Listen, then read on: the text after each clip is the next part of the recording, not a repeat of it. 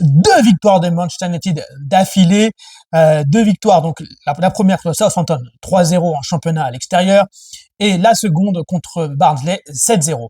Alors, 2 victoires d'affilée, ce sont 2 scores fleuves et ça fait plaisir. 3-0 contre Southampton, 7-0 contre Barnsley. Certes, contre 2 équipes de second rang, on va dire. Southampton, c'est quand même la première ligue, et Barnsley, donc Ligue 1, et c'est en Carabao Cup. Ceci dit, je trouve que c'est hyper intéressant ce moment, comme je vous avais demandé, je vous avais dit, pardon, qu'il y aura un enchaînement de matchs. C'est important de prendre de la confiance, peu importe la manière de gagner, peu importe l'adversaire. Et c'est un peu à mi-chemin dans on va dire, dans ce marathon de matchs, puisque on joue contre Crystal Palace ce week-end en championnat. Ensuite, on enchaîne contre 20 en Ligue Europa pour notre premier match de cette nouvelle formule de Ligue Europa. Et ensuite, on joue Tottenham, je crois, dans une dizaine de jours. Je voulais vous faire un petit peu un bilan à mi-parcours avec ces 2 belles victoires, qu'on peut nuancer certes, mais ce sont 2 belles victoires avec des clean sheets, et pour faire un petit peu grosso modo les 5 grands apprentissages qu'on pourrait tirer de ces 2 matchs. Je vous le dis pas, je vous le dis jamais d'ailleurs, mais allez-y, honnêtement, commentez, likez et abonnez-vous. Voilà, bon, je vous donne des infos sur Manchester United, réagissez au match, on se tape des délires. Franchement, abonnez-vous. Il y aura, il y a du contenu, il y a de la vidéo sur Manchester. Il y a du lourd qui arrive, et on espère que Manchester va nous offrir du lourd, parce que bon, si c'est pas lourd, c'est pas de ma faute, c'est de la faute de Manchester United. Vous êtes d'accord? Alors, les 5 grands apprentissages sur ces 2 matchs. Le premier apprentissage, en tout cas selon moi, c'est de se dire qu'on a un groupe. Quand je dis on a un groupe, c'est-à-dire que on a grosso modo une équipe A et une équipe B, ou en tout cas de la compétition. Lors du match contre Barnsley, par exemple, on a pu voir la titularisation de Garnacho, de Anthony, on a mis Rashford en pointe, Casemiro titulaire, Ugarte également, Eriksen a joué, mais Eriksen a joué également le match contre Southampton. Et je me suis dit quelque chose, je me suis dit que ça faisait un peu longtemps, en tout cas pour ma part, que je n'avais pas ressenti le fait d'avoir une équipe qui pourrait jouer avec des joueurs titulaires, quand on a Fernandes titulaire, Rashford, etc., et me dire que même si ces joueurs-là titulaires ne sont pas là, je suis quand même content de voir mon équipe, et on a des joueurs qui sont à peu près du même niveau. Bah oui, par exemple, on a Zirkzee qui a joué les 2 derniers matchs, hors le match contre de Ligue Europa, pardon, de Coupe de la Ligue, mais on a aussi Rasmus Højlund. Donc on a vraiment de la compétitivité sur le même poste. Et ça, pour les coachs, avoir un mal de tête, c'est important. Et moi, je suis hyper content en fait d'avoir un mal de tête. Aujourd'hui, Zirkzee, il joue. Moi, je me rappelle de Rasmus Højlund à 100%. Il était hyper chaud. C'était un super neuf. C'était un neuf en devenir, mais en tout cas, il apportait de belles choses quand il était en forme et quand il avait des bons ballons. Je me dis, c'est hyper bien d'avoir éventuellement cette possibilité de soit mettre Zirkzee, soit mettre Rasmus Højlund. C'est bon. Cette émulation, c'est bon pour l'équipe. Pareil pour le poste d'ailier droit ou d'ailier gauche. On a Rashford, Garnacho, Amad, Anthony. Bon, Anthony, il fait partie de l'un des apprentissages que j'aimerais développer. Ceci dit, on a 4 ailiers. Et franchement, quand on pense à Garnacho, Amad, Rashford, voilà, ces 3-là au moins, et on peut rajouter ensuite Anthony, on se dit on a quand même 4 joueurs qui peuvent faire des différences. À Manchester City, Foden, il joue pas. C'est pas grave. T'as Savio. De Bruyne, il joue pas. C'est pas grave. T'as Bernardo Silva, t'as Gundogan. C'est pas grave. À gauche, t'as qui? T'as Grealish ou t'as Doku. Il y a tellement d'options, et des options, quand t'es supporter Citizen, t'es tranquille. Liverpool, c'est à peu près pareil. T'as Gakpo, t'as Luis Diaz, t'as l'attaquant uruguayen en pointe, t'as Jota, t'as l'indéboulonnable, je sais pas si je l'ai bien dit, Mohamed Salah à droite. Il y a de quoi faire. Il y a de quoi faire, et tu sais que même si tu joues ton équipe B, même si c'est une équipe A prime plutôt, et ces joueurs-là, ils prétendent à être titulaires, c'est presque titulaires. Gakpo, il peut jouer titulaire. Darwin Nunez peut jouer titulaire, bien entendu, et Tutti Quanti. Donc voilà, avoir un groupe assez complet, avoir un peu de compétitivité qui crée de l'émulation, et donc les joueurs veulent se dépasser, ils savent qu'ils sont pas titulaires de fait. Avant, voilà. Les titulaires, c'était Fred, McTominay. Quand il jouait pas, t'avais un Matic sur la pente descendante, c'était compliqué. Même l'année dernière, au milieu de terrain, bon, Eriksen n'était pas super en forme, mais nous commençait à monter. Quand Casemiro n'était pas là, tu jouais McTominay, déjà, tu voyais que c'était compliqué, même si McTominay nous a rendu des fiers services, attention. Bon, voilà, en défense, on a de très bons backups. On a quand même De Ligt, Maguire, Lisandro Martinez, Evans. On a le retour de Lenny Yoro. Enfin, on aura le retour de Lenny Yoro. Donc, on a quand même, voilà, c'est des joueurs, on peut compter sur eux. On peut compter sur eux. On est content de les voir. À droite, on a Mazraoui et Dalot. On est bien. Le seul truc, le seul hic, le seul problème, c'est vraiment le poste derrière gauche où nos deux joueurs, les deux derrière gauche, sont absents, dont un, Luke Shaw, qui est l'un de nos meilleurs joueurs, et Malacia qui est Fantomas. Donc voilà, on a une équipe, on a un groupe, et ça, c'est quand même important. En tout cas, on a l'impression, il y a quelque chose qui se passe dans toutes les zones du terrain, sauf comme j'ai dit au poste derrière à gauche. Bon, gardien, on n'en parle pas puisque le gardien c'est un poste spécifique, mais voilà, ça c'est le premier apprentissage et je trouve ça vraiment très bien. Avoir un casse-tête pour le coach, de dire est-ce que je mets Garnacho, est-ce que je mets Rashford, est-ce que je mets Amal, est-ce que je mets Garnacho ou est-ce que je mets Rashford à droite, en pointe je mets Rasmus Højlund qui va revenir, est-ce que je mets Zirkzee, au milieu de terrain j'ai du Eriksen, du Ugarte, du Fernandez, du Kobe Mainoo. Franchement, ça c'est quand même pas trop mal. Le deuxième apprentissage qui découle un peu de ça, un tout petit peu, et je l'ai dit un peu dans ma vidéo précédente, c'est que, en tout cas pour ma part, et dites-moi si vous êtes d'accord, je retrouve une excitation à avoir Manchester United. Pourquoi je retrouve une excitation à avoir Manchester United? C'est en réalité parce que on a des joueurs excitants, des joueurs, on a des joueurs jeunes, et de deux, ils sont excitants, dans le sens, ils peuvent amener un grain de folie, ils ont un talent qu'on peut percevoir. Il y a un avenir glorieux, je ne sais pas, mais en tout cas, il y a des prémices, il y a des espoirs, il y a des choses qui sont mises, installées pour nous dire peut-être qu'il y a il y aura des lendemains qui chantent, disons-le, un peu poète, un peu poète. Voilà, on a quand même en attaque un Zirkzee qui, je crois qu'il a 21 ans, Højlund qui a 21 ans également, je crois que Zirkzee il a peut-être 22, 23. Rasmus Højlund 21, Ahmad 20, Garnacho 19, il y a eu 20 ans je crois récemment. Au milieu de terrain, on a Ugarte qui en a 23, Kobe qui en a 19.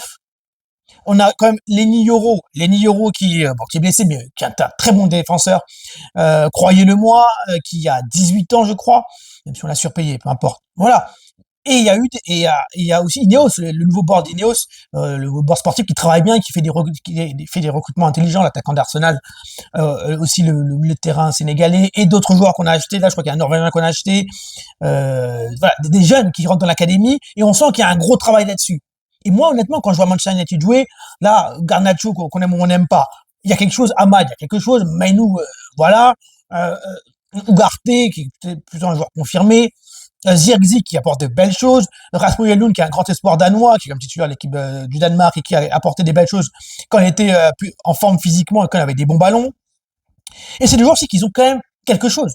Zirkzee il sait jouer, Garnacho il sait jouer, Ahmad il sait jouer, Kobe il sait jouer. C'est pas juste des jeunes pour être jeunes, non. Ce sont des jeunes qui ont un certain talent, un ballon. Moi je suis sensible à ça.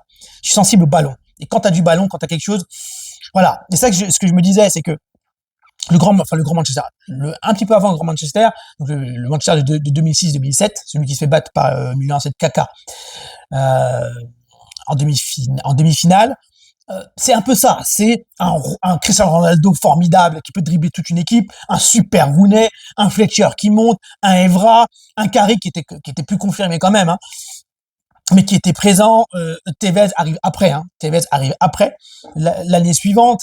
Mais il y avait quelque chose qui se crée avec ces super jeunes qui étaient là, qui grandissaient ensemble, mais qui allaient faire des choses intéressantes. Donc, et Ferdinand qui était jeune aussi, mais qui commençait aussi à devenir senior. Donc là, je sens quand même, je suis content de les voir. Je sais que Garnacho peut dribbler, Ahmad il peut dribbler. Zirkzee, un très beau joueur, même si il n'est pas encore tueur. Il y a quelque chose. On a un jeune attaquant danois. Kobe, un super métronome. Donc, peut-être qu'il y a quelque chose et malgré tout, qu'on perde ou qu'on gagne, je suis content quand même de voir qu'il n'y ait plus notre vieux double pivot, Maxos, Fred. Franchement, ça fait plaisir et qui est plus. Bissaka, j'avais rien contre lui. et j'étais plutôt pour qu'il reste, mais il n'était pas non plus excitant, quoi. Dalot, même Mazraoui, c'est quand même dans le jeu, je veux dire, il y a quand même un peu plus de finesse. Le troisième apprentissage, c'est quand même que, comment le dire? Le troisième apprentissage, on va plutôt parler de Anthony. C'est Anthony.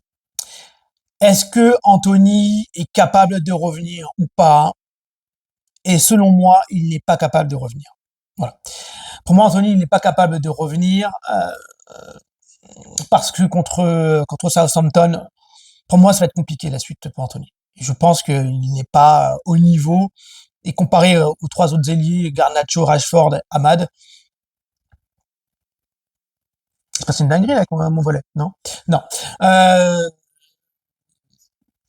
je pense qu'il est en dessous, et pour 90 millions, il est largement en dessous, et je pense que ça va être très compliqué la suite. Je pense que ça va être très compliqué. Le quatrième apprentissage, c'est Rashford. C'était certes Southampton et Barnsley, mais on commence à retrouver un Rashford qui a de la confiance, qui tente des choses, des dribbles, des frappes, qui dans ses contrôles et dans ses prises d'initiative est intéressant, et aussi sur ses passes, sur ses centres, je trouve plutôt précis. Donc un Rashford qui revient mentalement, il y a un Rashford qui revient mentalement, c'est un Rashford qui sur le terrain est bien mieux. On sent que c'est quand même quelqu'un qui fait l'unanimité dans le vestiaire et dans le groupe. Et moi, ça fait du bien de le revoir comme ça, parce que moi, j'adore le critiquer parce que c'est un joueur qui a donné beaucoup d'espoir, qui est plutôt propre, qui a quand même un certain talent, mais qui sombrait, et que moi, honnêtement, je voulais plus voir parce que c'était l'ombre de lui-même. Qu'il revienne, ça me fait plaisir parce que c'est quand même un gars, un bon gars, qui quand même, quand il est au top, un très bon joueur, qui nous a fait des performances incroyables, notamment contre le FC Barcelone en Ligue Europa, même dans la période Covid, c'était un très bon joueur. Donc, Rashford, il semble revenir, et ça fait vraiment plaisir. Et j'espère qu'il va monter en gamme et dans des matchs plus importants, et qui va être régulier. Le dernier point, le cinquième apprentissage, qui est normalement mon troisième, c'est juste que je l'avais zappé, c'est que, en lien avec Rashford, en réalité, c'est que on marque des buts. Et on transforme. Et ça, c'est symbolisé par un joueur, Garnacho. Pourquoi je parle de Garnacho? Et ça, c'est que Garnacho est en fait un joueur, comme je disais dans ma vidéo précédente, qui, malgré tous ses défauts, il veut dribbler, c'est pas super bon dribbleur, mais c'est un bon dribbleur. Il est parfois un peu personnel, des fois il a une gueule un peu chiante, il est chiant à imiter Cristiano Ronaldo. Bon. Malgré ça, c'est un gars, on sent qu'il veut être décisif à chaque fois qu'il touche le ballon. Il veut faire le crochet dur, il veut faire l'accélération dure, il veut frapper pour faire mal, il veut faire une passe pour faire mal. Il est ce joueur, même dans les buts qu'il a marqués contre Barnsley, ce sont des buts de gars. C'est un vrai prédateur. Il sent le sang, en fait. Vous voyez? Il sent le sang, effectivement. C'est un mec qui est là pour transformer des buts. Voilà, il est là pour être efficace. Et on a besoin de gars comme ça. Rashford, il est un peu, mais bon, Ahmad, il est moins comme ça. Mainu est pas comme ça. Bruno, à cet aspect-là, même s'il est de moins en moins, mais il est un peu plus en retrait. Gizerzi, il a pas ce truc-là. Højlund, c'est son boulot. Mais malgré tout, il a moins, même si son poste. Garnacho, on sent qu'à chaque fois, il cherche la frappe, il cherche le but, il cherche l'action décisive. Et ça, c'est la mentalité que je veux dans Manchester United. Et Garnacho a cette mentalité-là. Et ça lui réussit, et on sent que, malgré les critiques, malgré tout ça, il veut faire ce qu'il a envie de faire. Et c'est la mentalité de winner, enfin de gagnant. Et c'est ça que je veux voir dans chaque match et dans chaque joueur. Donc, voilà les 5 grands apprentissages pour moi sur ces 2 matchs, faire un petit bilan. Donc, le fait qu'on ait un groupe de 22 joueurs à peu près solide, ce côté équipe excitante avec notamment des jeunes qui ont du ballon, Anthony qui pour moi la suite de la carrière Manchester, ça va être un peu compliqué, même si je souhaite qu'il fasse quelque chose. 90 millions, c'est pas rien. Rashford qui mentalement se fait du bien, marque des buts, fait des passes, et donc peut-être pourrait revenir petit à petit. Et Garnacho, ce côté carnassier, prédateur, qui est le symbole d'un Manchester qui marque. Dites-moi ce que vous en pensez. N'oubliez pas de vous abonner, de commenter, et liker. Là, je fais vraiment la phrase de base de youtubeur. Et on se reparle pour Crystal Palace.